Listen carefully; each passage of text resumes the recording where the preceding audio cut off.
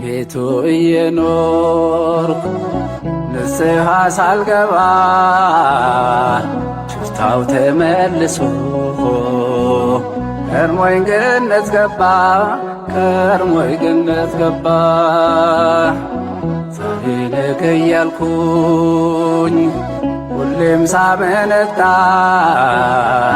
ከሰርጎ ቤት ገባ